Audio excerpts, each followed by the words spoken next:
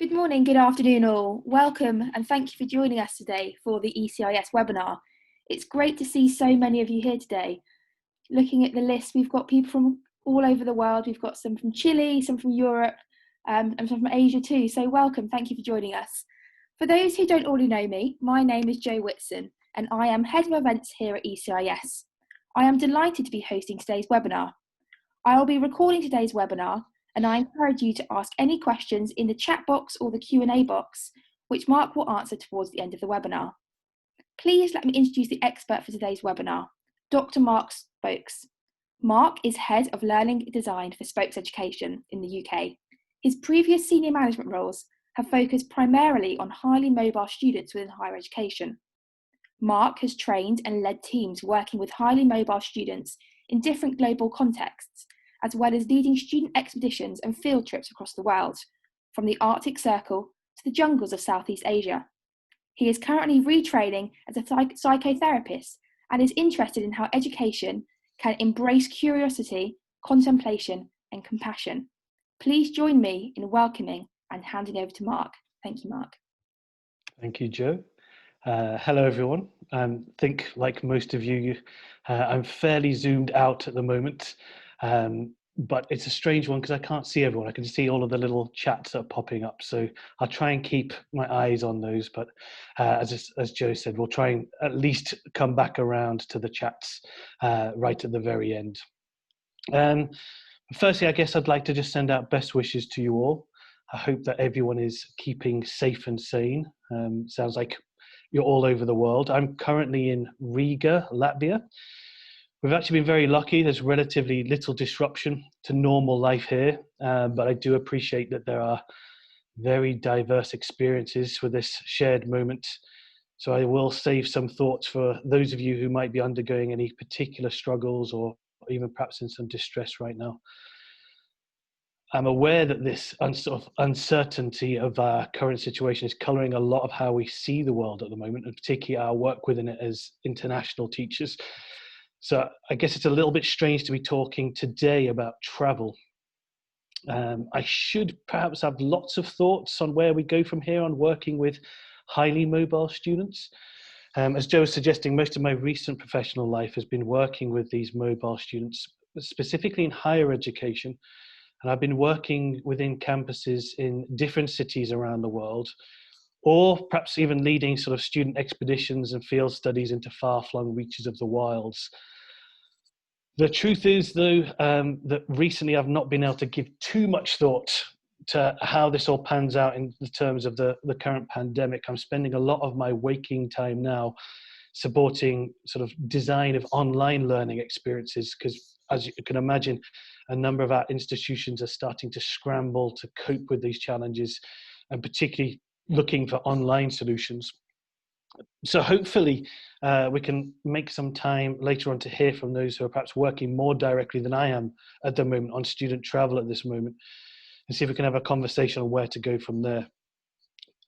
However, I would say at this point that the one thing I'm becoming more clear about, I'd probably say even passionate about, is the need to provide all of our students with support for mental health and well-being, and especially those students I'm used to working with, the highly mobile students. I would imagine that the pandemic, particularly restrictions on travel, are making that work even more important today. So I'd like to take just a brief look today at some of those challenges, and also, more importantly, some opportunities that are starting to arise in working with this group of what we call highly mobile students. I don't really want to sort of go all the way back and start from my own story and how I came to focus on this issue, but actually just go back to a recent point, just one night around 3 years ago, which helped me clarify a decision on how I change how I work with mobile students. And as Jo was suggesting, ultimately that was a decision to leave academia and go back to completely retrain as a psychotherapist. Now I'm in my final year of training now, and it's already offered me a new perspective on how we all might work together, psychotherapists and teachers, to work with the mobile students in this moment in time. But I would say this as well is, relatively speaking, I'm still in the early stages of this journey, and I'm aware that there might be some student counsellors in our cohort here. So really, I'm just kind of happy to start this off and invite a wider conversation within this group and try to bring together, hopefully, a bit of a collective intelligence and experience here to start thinking about what we do with this situation. And I would say, again, perhaps more importantly, is most of my personal experience has been focused within the context of higher education. So I'm pretty sure that there will be considerable differences that we can talk about translating for anyone within different contexts. So I'll also say to Joe is, I'm not going to do a PowerPoint presentation. I think I've seen about 3 million PowerPoint presentations in the past 6 months. So I'll give everyone's eyes a rest. But in doing so, I'm going to try and focus a little bit on a few stories, so it's hopefully easy to follow. But please, if there's anything you want to sort of catch up, or I'll try and keep my eyes on the questions and answers boxes, but we'll come back around if there's any problems. So, as I was saying, around 3 years ago, I started to make the decision to make this change in how I worked. And it was around about 2 a.m. and I was arriving into an emergency room in the middle of Hong Kong. As I came into the emergency room, I was met by 4 rushed and very distressed students of mine, who had been waiting for an hour or so to hear an update on the condition of one of their best friends who'd been knocked over by a car that evening in a hit and run. As you can imagine, they were absolutely beside themselves. They tried to describe what had happened. And one of the American students, who'd actually ended up in an altercation earlier on in that evening with a group of locals, really started to describe what had happened. And he suggested they'd been out late in the city and the locals had sort of started to be quite hostile towards them, and it ended up in a bit of a brawl. Then the locals seemingly headed back to their car and drove back and deliberately sort of plowed into these students. The one student, a girl, had been hit directly by this car and she rolled over the car, ended up being very lucky. She actually managed to leave the emergency room early the next morning with just broken bones rather than anything much more serious. She did demonstrate quite a resolute attitude for the next few weeks towards everything that had happened and her recovery, and she eventually did make a full recovery. But it's while I was sat there in the waiting room in those wee hours that I kind of decided that I really wanted to make a change in the role that I was doing. It did end up being a kind of a long few days after that incident, and I was spending a lot of time supporting these students who are now starting to feel really unsettled and unsafe. It was only a few days into a new semester in a new home. They traveled to Hong Kong to start a new academic year. But really, while that had been sort of the catalyst for my decision to leave my job, it had been a long time in the making, because these few days were really not that different to the days, the weeks, the months, and even the years that had come before. So I'd been essentially doing a role at Syracuse University. For those of you who come across it, for those of you who haven't, it's a large university from upstate New York in the US. And we work specifically with students traveling to study in multiple campuses that we had around the world. But shortly after I took up that academic role, we transformed that job into adding responsibilities for general student welfare.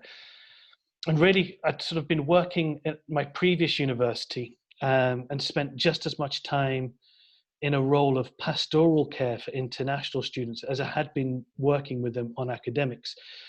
So it already become clear to me that we needed to coordinate academics and welfare and take a much more holistic approach towards each of our students. So it's extremely important, particularly for these students when they're living and studying in completely new places and cultures. So a lot of my job was really quite taxing and really quite sad when I look back at it. Sadly, I had to respond to suiciding attempts, students who'd been raped, sexual assaults. There was lots of self-harm, lots of self-medicating. And beneath all of this, so many of the students were just really struggling to thrive with the changes to their lives that came from moving. What was clear was it didn't really matter where they were, because I was working with students on campuses in Madrid, Istanbul, Beijing, all over the place. Or I was taking students and traveling them, as Joe suggested, up to the Arctic Circle or into the jungles of Malaysia. And while some of the students would be kind of quite jovial and may just get lost in their new surroundings, it was very, very clear that so many of them were simply just losing themselves, or sort of losing a sense of who they were and their place in the world as they traveled into new sort of homes, really. So from all of this, started to work with ECIS and realized that the need for this course in the International Teacher Certificate was arising because we're starting to see even more enrollment of these highly mobile learners. They're frequently moving between international schools, often following a parent or parents, but sometimes they're traveling alone across the world. And I think my work with teachers, as I've been managing different sort of teacher groups, I found it's perhaps easy to sort of identify lots of benefits for sort of these highly mobile students that they can enjoy. And I think even the surveys in the research that we've sort of put into the International Teacher Certificate have shown that many of these students are truly grateful for the positive experience you can imagine from traveling all over the globe. They're living and experiencing different places and different cultures. And perhaps for many of us, it's we can see that there's kind of a unique prospect to develop the intercultural competences that so many of us are working with. I think these sort of mobile students do have a slightly different chance to build their confidence up and perhaps an independence in diverse contexts, and certainly they build up networks around the world that's useful for them as they start to get into professional life. But really, despite these opportunities, for me in my work, particularly in sort of student welfare, it was very clear that mobile students can have a sort of experience a very negative impact through all of the travel. So it was interesting to me, and I started to conduct research for the certificate, that I came across what is essentially the sort of seminal research by John Hattie called visible learning. And some of you may have come across this, because in this he identified student mobility as the most significant factor within schools that undermines learning. And I sort of repeat that, really, it's the most important factor to undermine learning. So I think it's really important for those of us working with international students to really sort of consider perhaps some of those reasons, which I want to touch on today, as to why mobility is perhaps can be, not always, but can be detrimental to some students. So there's lots of reasons, but I really want to pick up two reasons today. Firstly, is to talk a little bit about undermining a sense of identity for these young people. Some of them are left really struggling to understand who they are, certainly where they're from. And that struggle for identity certainly distracts from the learning process. So we'll talk about that for a little while first. But perhaps more importantly for me, as I've started to work within psychotherapy, is the second reason is there's a sort of relentless loss that comes with constant cycles of movement. And it can cause a real suffering that challenges the more deep-seated emotional and psychological health of students. Now, I don't want to recover all of the content that's available in the International Teacher Certificate. Some of you might have completed that course. Some of you, I guess, might plan on picking up that course later on. And again, there are many key ideas within there on how to work within institutions, sort of specific solutions on how to create a successful program to support student transitions. I think today, just very briefly, I want to touch on how we might collaborate in experimenting. I don't really think that there's one specific approach, so I think it's important that we keep on sort of talking a little bit about this. But if you don't plan on taking up the International Teacher Certificate and you'd like to know a bit more about the specific solutions and sort of more practical ideas about what you could do to create up an entire program to support students. I really, really highly recommend the work, particularly of a guy called Douglas Otter, who's a student counsellor. He's doing lots of great work in the Netherlands, particularly on establishing what he calls SPAN, which is the safe passage across networks. It works a lot with sort of psychological theories on how to support student mobility. Someone else you might want to check out is the work of Louise Bichon. She's a counselor in the US, and she's been focusing for a long, long time, much longer than I have, on counseling third culture kids through transitions. I think that label third culture kids, sometimes we call it TCKs, might be familiar to many in this group, but it appears all over the literature, and I'll certainly refer to it a lot this afternoon. So I'm just going to take a brief moment to unpack it before diving into those two main reasons for why mobility is such a challenge for students, just so we all kind of understand what that term third culture kids means. It's actually back in the 1950s that Ruth Hill Useem first coined this term. She sort of identified highly mobile students as third culture kids. And what she did, she differentiated third culture from first and second culture. We each have a first culture, she suggested, which is perhaps our home or passport culture, or the culture of our parents, maybe. And this was different to a second culture when we travel, which is the culture that we move into, a host culture for international students in particular. But what was important for her in her research was that a third culture is not to be understood as essentially just a mix or a blend of this first home and second host culture, but it's more of what we sort of call an interstitial culture. An interstitial culture is a completely different culture, really. It's defined more by a shared experience of those specific individuals who are living this internationally mobile lifestyle. So lots of people have done work on this since, and Ruth Hill Useem has sort of acknowledged that times have changed since the 1950s, and the interpretation that she put really needs to sort of be revised for the modern days. And there are lots of different interpretations right now, but I think really importantly for us today, the one thing that we talk about when it's third culture kids, the sort of a commonality to these interpretations, is a culture sort of where students relate to one another because they've been through similar things. Ultimately, they keep moving homes and where they study, rather than a culture that's sort of based on traditional factors like a place or even a nationality. So this first reason, I think, for why mobility distracts students from the learning process is how it undermines their sense of identity. Now, most of us kind of get our heads around what identity is and can understand ultimately our identities are relational. We all understand who we are through all of our interactions with the world around us and how that world reflects images back to us.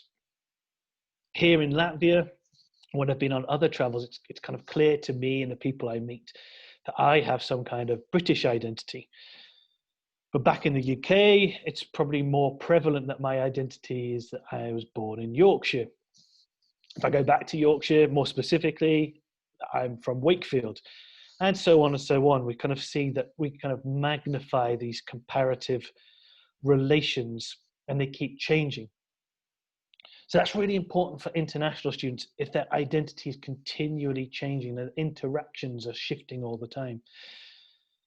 Perhaps more importantly, a researcher called Paul Hebert describes how this sense of identity that students have is really what he calls caught, almost like an infection from the culture in these surrounding environments that they interact with. So students will learn a framework of concepts, beliefs, or even values that they're going to use to interpret and make sense of who they are and their life. It just really is why it can be so unsettling for them if those changes really become a way of life.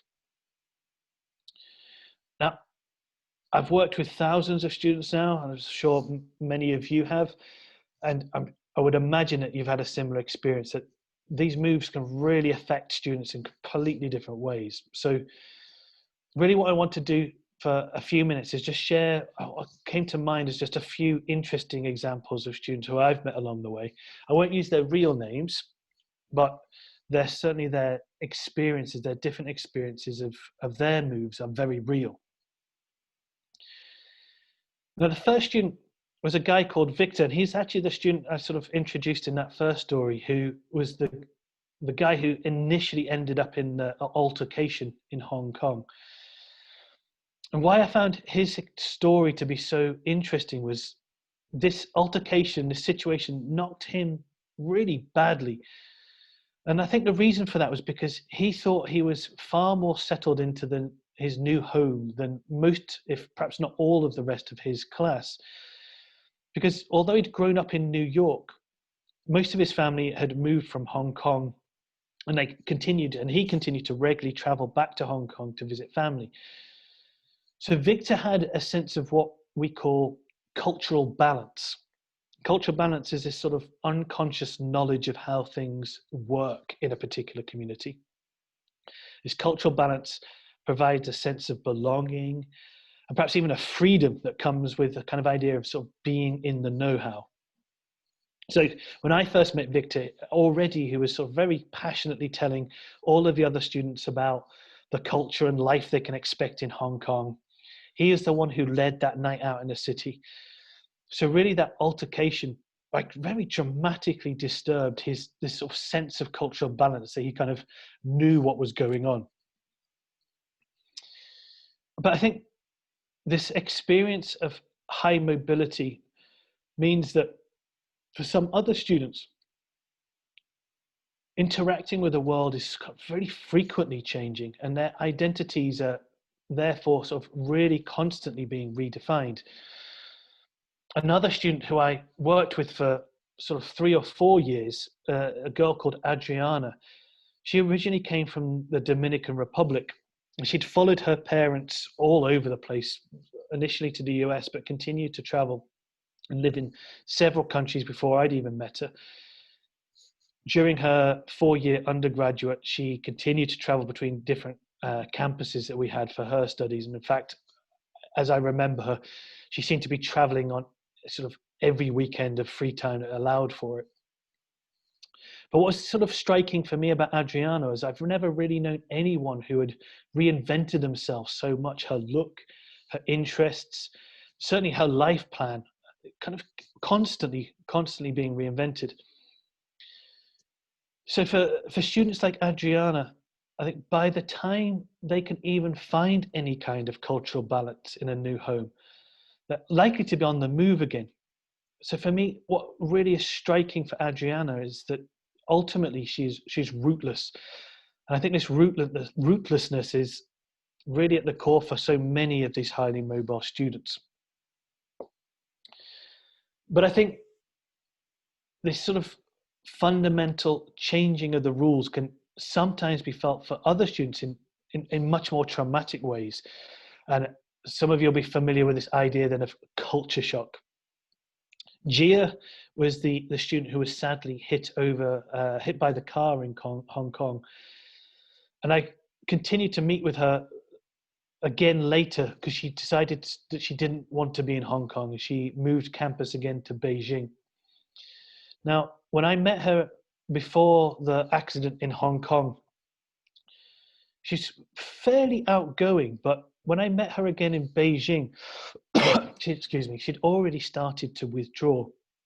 And I was initially concerned that her injuries had sort of undermined her well-being, and perhaps she sort of started to feel a little less confident, perhaps. But during our conversations, quite in-depth conversations, I think Gia started to convey that she was really just feeling overwhelmed in Beijing.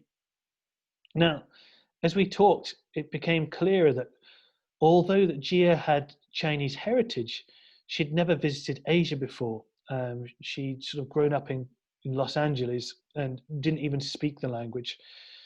So she was really having trouble processing all of this information from this essentially a new environment without really an appropriate framework. And that's a common thing for highly mobile students that I've worked with. It's kind of the established reference points that she had from I'm going to call it sort of a hybrid culture that she grew up with, really turned out to be quite different meaning of life to what she thought she might be getting. So really Beijing proved to be far more disorienting for her than perhaps others in the group that had been expecting as well. Excuse me.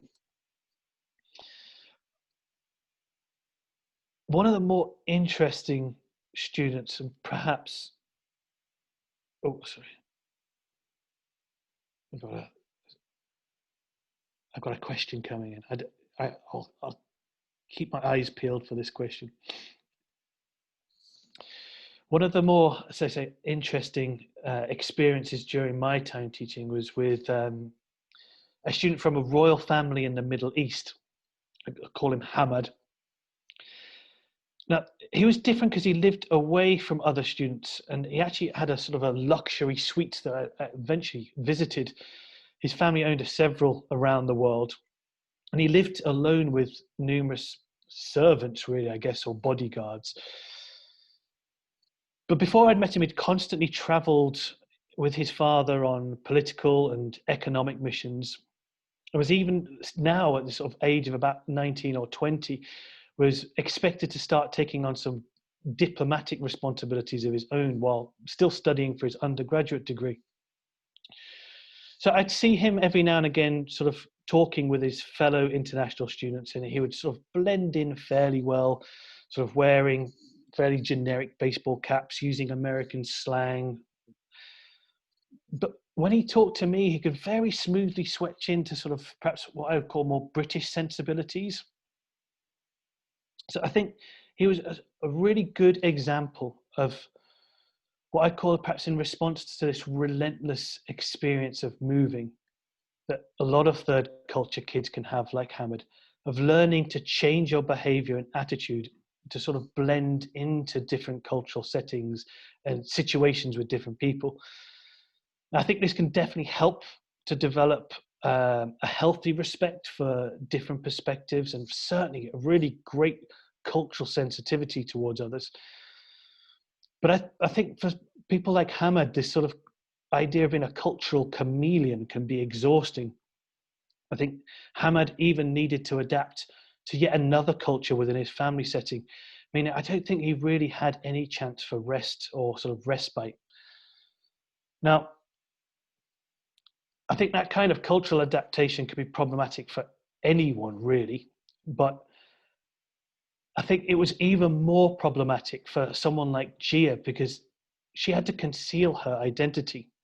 Back in Beijing, Jia sort of struggled, and she told me lots of stories about how sort of these incidents of what she perceived to be quite hostile behavior towards her, particularly when she interacted with locals and she just couldn't respond. So I think the locals were expecting her to respond. And this is what in the research on third culture kids, we often call hidden diversity. And it can be a really painful experience for students like Jia, particularly when it's sort of incorrectly identified as locals just based on their appearance or sort of like a surface culture. I think it can be even more painful as an experience if students didn't even want to move. And for some of the students I worked with, they sort of had a sense that the decision to move had been made for them, particularly those students who are sort of following their parents. An interesting researcher called Tanya Crossman interviewed so many third cultural kids, and that sort of the surveys and the interviews that she kind of pulled out are really worth looking into, because she found that despite a sort of an overall appreciation for this experience of moving, there's a significant minority of mobile students that sort of harbored a real resentment for being made to move. Now, as I worked one-to-one with Hamad for quite a while and sort of started to discuss his experience at length, he started to share more with me. And he could certainly talk about the sort of all of the rich experiences that he had in different places and cultures. but he'd spent very little time even in his home culture, and he felt quite saddened, I think, and of feeling more like an outside observer wherever he went. Now, in the research, we call this sort of phenomenon a cultural marginality. Barbara Chaetti sort of describes this cultural marginality as not really being bad or good in and of itself, but it really has a potential and an experience to be both. It's kind of, she kind of characterizes it as sort of feeling at home nowhere, but yet on the other hand, perhaps feeling at home a little bit everywhere. Now, as I mentioned earlier, Louise Bichon is a really experienced counsellor working with third culture kids. And she really focuses on how students can suffer when they have this sort of sense of belonging everywhere and nowhere. And she suggests that these students can find it really really difficult to sort of answer questions about where they're from or where their home is. And they can start to sort of continue to develop really deep concerns about whether they're even going to sort of fit in anywhere. So I've got this question: if any student is asked to adjust in a sudden culture change, then what is the first thing a student can do who's having anxiety of feeling lost between two cultures? Yeah, that's a great question. So this sort of sudden culture change is something, sort of this idea often we come back to as culture shock. And it can be a disorienting dilemma. And as I sort of will certainly is picked up in the International Teacher Certificate, and I'm going to come back around to a bit later on, Anjali. So I'll sort of defer it a little bit there. Really, for me, as international teachers or as within institutions, we can really start to think about setting up programs, sort of transition programs, where we support students to do this. Now, if we're working as individuals, I'm going to come back around with just a few things that I think that I've luckily managed to pick up from my training about how we can support individuals in that very sort of sudden shock moment that can start to sort of calm them down and ground them. So yeah, great question. And I think I'll come back around to that as we sort of unpack some of the problem and get a little bit to where we can deal with how we focus on responding to these problems. Yeah, this shock, I think, is important, but I think it's a rootlessness that comes when you have this shock time and time again.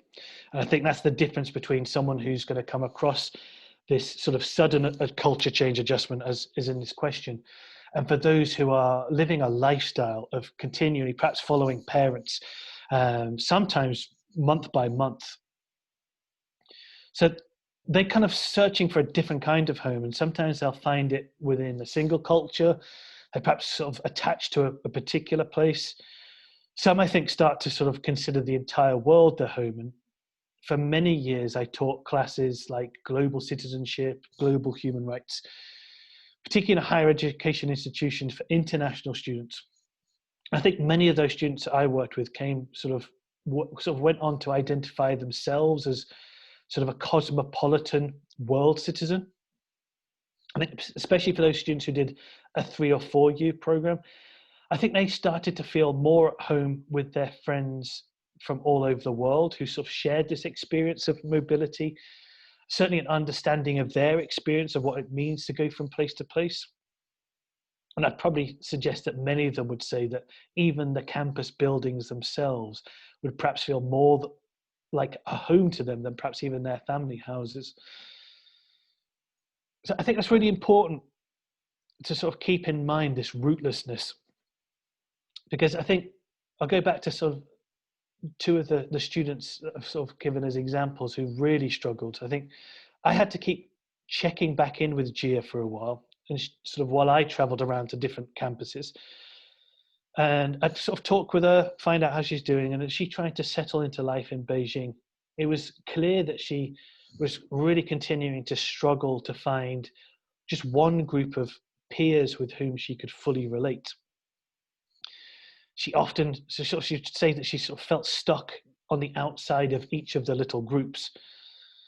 Now, Barbara Schiettis, who's really expert in this field, suggests that what we can do when students are struggling with this is start to try and encourage students like Gia, who are starting to feel stuck on the outside, to really just take a look at the sort of the different cultures that are sort of in some way perhaps shaping their experience or their identities, and try and get them to think in terms of how this is sort of a both and shaping of their identity rather than being either or, and start to sort of connect with all of these groups rather than trying to sort of identify with one or another. But I think for someone like Hamad, for example, he'd perhaps even struggle to find solace with even that, because he almost certainly felt that his experience when I spoke to him was far too removed from any other sort of people. And I would sit with him and he'd be grateful just to spend just a few more minutes in each of our sessions to just even talk about something like football, just something that had a sort of a shared interest. Because I think he sort of conveyed what Janet Bennett has called this sort of feeling of isolation. She sort of refers to it as terminal uniqueness. This terminal uniqueness, she sort of emphasizes of how important it is to encourage someone like Hamad or students who are feeling isolated to understand their experiences in terms of being part of a third culture, so they can sort of find others with at least similar identities, or those who can identify with this experience of third culture, so they can start to find some sense of belonging with them. I think ultimately, though, we can help students like Hamad by really encouraging them to start accepting home is anywhere that they feel safe, really. So I think along with feelings of rootlessness, this other feature of identity for students in the third culture is a feeling of restlessness. And it's certainly something that I'm familiar with personally as well. I think traveling across the world can certainly foster an appreciation of how much is left to explore. I think I spent much of my recent academic life leading these sort of students on field studies, expeditions, and I found that many of these international students had no greater passion than continuing to travel and explore. I think the experts in third culture suggest that it's really not uncommon for these students to continue in the rest of life to develop an instinct for moving. Like sort of these frequent moves, they get accustomed to them, constantly start over and over again in life. But I think this means that they can also struggle to settle down at home, like struggle at studying, even work, and even relationships later in life, even when they want to settle. And surveys from the likes of Tanya Crossman that have caught up with third culture kids, even when they've grown into sort of adult life, have found that many of them continue to live with this sense that the only thing that's certain for them is just change and continually moving.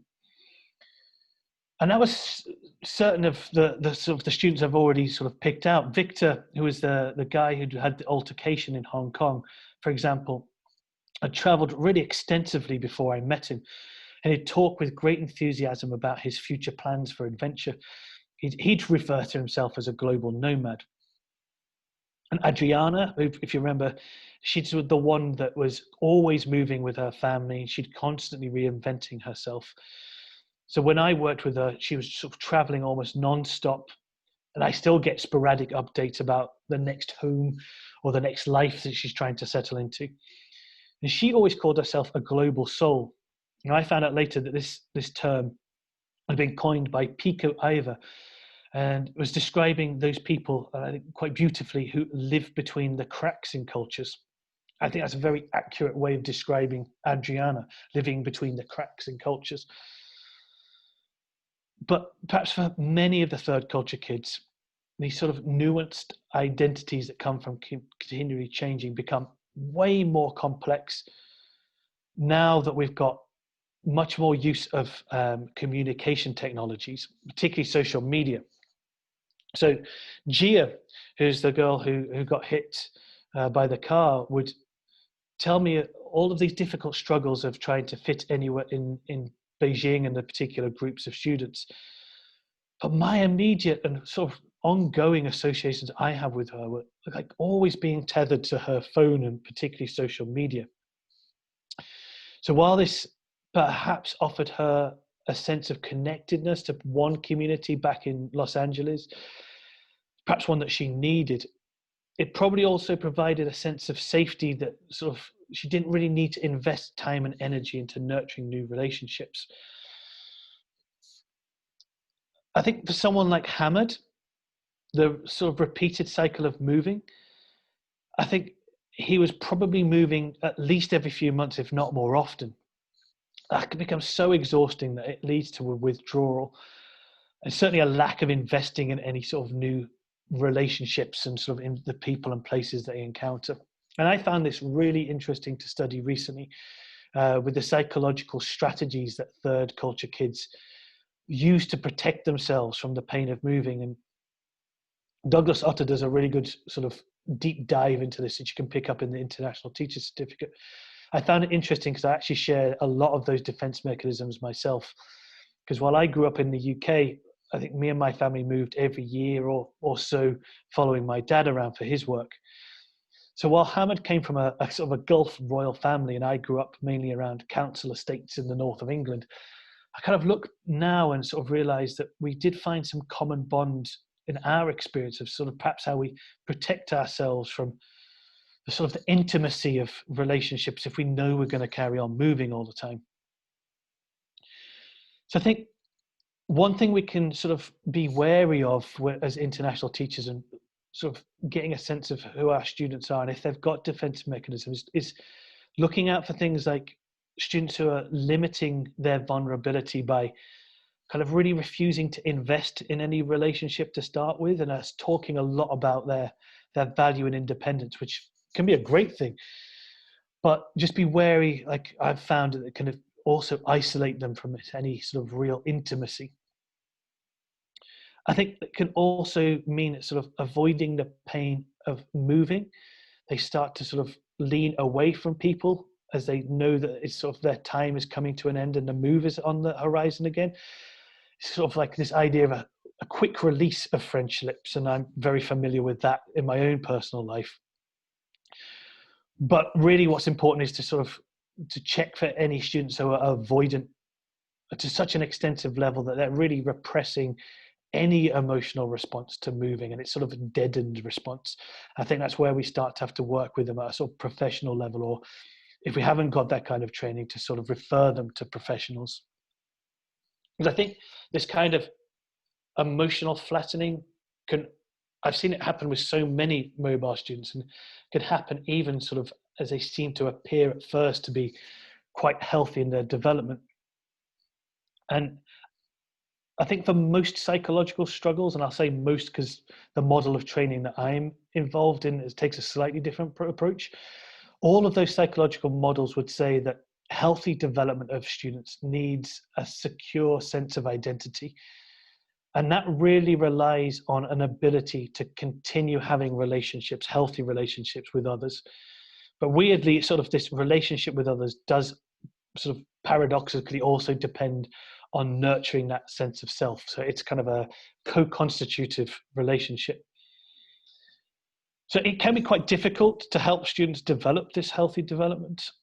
I think in most psychological approaches that I've had to study, this really is done most readily by trying to help them integrate all of these very difficult experiences into a manageable, coherent story of their life. So I'm wary of time. Thanks, Joe, for that. That's a good link there, and I'll sort of draw back to that at the very end as well. I just want to touch again a little bit of the stories of these four students, because Victor certainly had loads of really interesting stories to tell about all of his travels, and certainly more stories to tell even after sort of just arriving in Hong Kong. While this altercation had knocked his confidence for a while, the shock had started to wear off, and he could really start to integrate that experience into a narrative, his life as an adventurer. So he kind of took this altercation as him sort of being on the edge of risky adventure. And I found that these kinds of life stories sort of acquired a lot more meaning as he started to tell it over and over again, but I realized that he also wanted to be heard. So I worked a lot with Victor, and it became clear to me how important it was for him to sort of have this audience with me, perhaps others, to tell his story of who he was so he could feel seen and heard. Okay, so I've got another question, is whether acculturation or diffusion may lead to westernization and psychological and social unrest. Is it a positive phenomenon for the upcoming generation? Yeah, great question. I think I've had to do I created another course with ECIS on international mindedness, and we touched on that a lot more, and how this sort of links with international mindedness, and trying to find a sense of home. Is that I think a lot of the international schools, the institutions that I've worked with, their culture can certainly be a sort of a westernized approach, and there is certainly a danger in that. And a lot of the course for international mindedness, I think perhaps called Global Perspectives is the course now,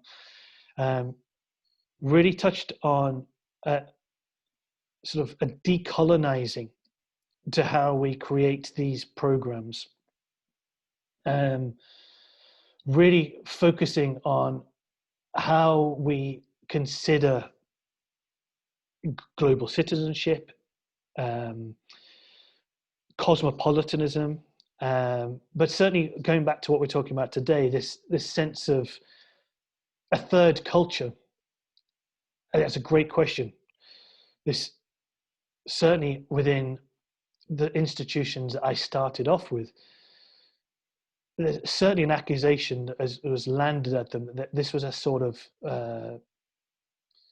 a group of very sort of wealthy elite students who came from a very defined socioeconomic grouping, where not only the institutions could be seen as perhaps sheltering students from sort of local culture if they weren't careful and they weren't working towards integrating them and getting experiences in sort of local culture. But the students themselves were coming from a sense of revering that particular culture. So I think the transitions program that we sort of pick up in the International Teacher Certificate, there's a lot of work to do there of really getting students in and around the local context and scaffolding that work to sort of really bring them into a sort of sense of contact, immersion within their surroundings, and start to feel a sense of belonging there, rather than, as we talked about in the earlier question, of culture shock. Great question. Yeah, I'll come back around to that. I know we haven't got much time. I probably won't be able to get to everything that we touched on there. So I'll perhaps work with Joe and make sure that there's some more links to that. And I think it also links really to some of our other student stories. So for the likes of Adriana, her constant moves really removed her time and time again from any audience that would kind of validate her story. So she often sort of felt like she was traveling with one group or another, reinventing her identity to fit alongside them, not really picking up with sort of local sort of acculturation. And she seemed to regularly lose those few people that seemed safe enough to share herself with. So really she was attaching herself to sort of those few teachers and student counselors who remained more stable.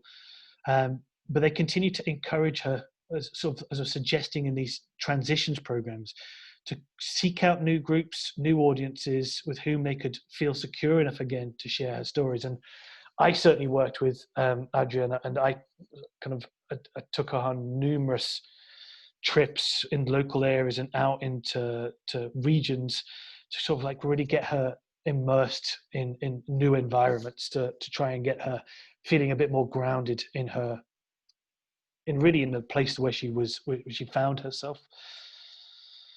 But I think if Adriana's story highlights this sort of first reason why mobility can be so detrimental to international students, this idea of undermining a sense of identity, it also points to this second reason, that these constant moves can lead students like Adriana to suffer, I think, a loss, relentless loss, which can undermine their well-being. I think perhaps the leading authority on third culture kids in recent years, who, if you've not read him, it's definitely worth reading his work, is a guy called David Pollock. And he found that many students at international schools experience, or he said, more grief in these years at school that most adults experience in a lifetime. I think Gia's story really highlights this relentless loss. And once Gia had moved from Hong Kong to Beijing, that sense of separation was felt even more acutely. So she'd kind of lost relationships. I think she was starting to lose a sense of her identity, her status. Actually, she sort of had to leave a lot of her possessions behind that she couldn't carry with her. She lost again another lifestyle, the connection to the past, and she started to lose any sort of uncertainty about what she wanted to do in the future. So really, she perhaps was left only with those connections through social media as sort of some kind of ground. I think Hamad, even more acutely, to live through this kind of separation loss on his own. And he expressed that it was impossible for him to sort of share any grief with the people around him, particularly his family, about his experience of continually moving. Because for sort of his family, and what he certainly expressed was, it was meant to be a sort of a duty or even a great honor. So I think for students like Hamad, who they've suffered for what Jonathan Trotter has called outlawed grief. I think it's outlawed grief. It's sort of, in other words, is the belief that their feelings or sadness are unacceptable. And I've certainly found it with other students that their parents have sort of discounted this grief, perhaps because they think that the students are lucky, or perhaps they feel guilty for moving them around a bit. But I think what's helpful for all of us as international teachers, and particularly for those of us working in setting up programs, is to sort of model grief for those students. And I think at least we can introduce the idea that there's really no right way to grieve. It's simply a sort of a signal of loss that these students have, and they need time to heal. And this is a process that is very different for everyone. So I think one thing we can do when those students are sort of feeling, whether it's culture shock or a deep sense of grief, is understand their unique experience. I think for Gia, it was much more melancholic, perhaps described as Portuguese. I have a term that I don't know how to translate, as sort of saudade, as sort of an ambivalent longing for something that's gone, but perhaps sort of simultaneously sort of happy for their experience. Hamad, however, had this sort of bubbling, simmering anger under the surface. He'd sometimes, as we talked at length, would have let a rant out about the things he sort of considered to be wrong about where he was in a certain culture. I met him in London, and he would compare these things back to home. And I think for those who've researched third culture kids, this is quite common, these kinds of outbursts that are often just symptoms of a stress reaction to this distress of continually moving. And sort of this expressing a resentment is a way of lashing out without having to lash out at people that they care and love. So I've got lots more I could talk about. We're sort of coming to time. So I sort of would suggest again that in the International Teacher Certificate, we look at in depth some ideas of how institutions or you as an individual can start to work on programs to help students when they move. These kind of programs really can take a lot of work to support a long journey of transition. That process of transition for most students can happen long before they leave one place, and they certainly continue long after moving. I'd say if you're not doing it, again, just a reminder, definitely pick up the work of a specialist like Doug Otter. He wrote a book, I think it's called Safe Passage, if you're interested in developing or perhaps evaluating a program you've got already. And he focuses a lot on, he takes most of his inspiration from the work of a psychologist called Donald Winnicott, who focuses on objects object-related approaches. And that's really important for my work and my approach. My psychological training is actually based on Buddhist epistemology and ontology. In other words, really what we're doing is we're focusing on the sort of the impermanence of everything. So it's always focused on change, which is really important for the sort of working with highly mobile students. And really what we're doing is we're focusing on how this change that we all experience, but certainly is really evident for mobile students, creates a sort of sense of groundlessness. We've got nowhere really that's settled enough for us to stand. So we have this kind of ongoing grasping and sort of suffering as we try and find someplace safe, a secure base, Winnicott called it, where we can sort of start from, or a safe haven that we can keep sort of returning to as a sanctuary or a refuge. I could go on at length for this, and apologies, I've not sort of got to the end of everything I wanted to talk about. But I sort of pick up really on what we can do is just, if you're working with students, I found that it's really important to really listen to what they're saying, because the sort of objects that are important for them, and when I say objects, it's not necessarily material objects. We refer to objects as sort of ideas or even people. It's just the sort of the things around us in the world that are important to us. As they talk, we'll really get a sense of what's powerful, where their attention is. And if we learn to sort of come alongside students, we can start to try and focus our attention on what their attention is on. When I first started working in sort of student welfare, I'd spend a lot of my time face to face with students. And I think that can be really important for sort of showing compassion and be quite intimate, but it can be quite, not only be sort of quite intimidating, but it can also be, we can sort of get in their projection. We're sort of almost in their view of their world. So just by coming alongside, by sitting alongside a student and just listening to them as sort of as fellow travelers, or as I like to do, I like to take students out for long hikes and travels, just by walking side by side. It can help us to sort of try and see the world from their perspective. And I think that's a kind of a safer way for those of us who have not had that training in psychotherapy, for those of us who are not student counselors and are more just sort of focused with a bit more pastoral care as teachers, to show a level of empathy, to show a level of active listening. I think what Doug Otter sort of refers to as, really importantly, sort of giving a message that we care, we're here, and you can really hold on to us. So I think that's a good place to finish, and apologies that I didn't get around to everything and didn't really have as much time for questions. But I think what really resonates for me is while showing that care, that's perhaps where we can kind of model a sense of home. Because one of the people that work in this field, Pico Eva, suggests that the home that we can model for international students, it's much less about being a piece of soil, and it really is a piece of soul, and developing that relationship in parallel with our international students can really sort of connect at that soul level. So again, that's, apologies once again that we didn't have time for the full conversation, but I do hope that you'll be able to pick up some bits in the International Teacher Certificate. Hope that there's a forum that we can then sort of enjoy together and continue this conversation. And I thank you for sharing this hour. And I know that some of you may be heading on to a follow-up with ECIS straight away in another forum.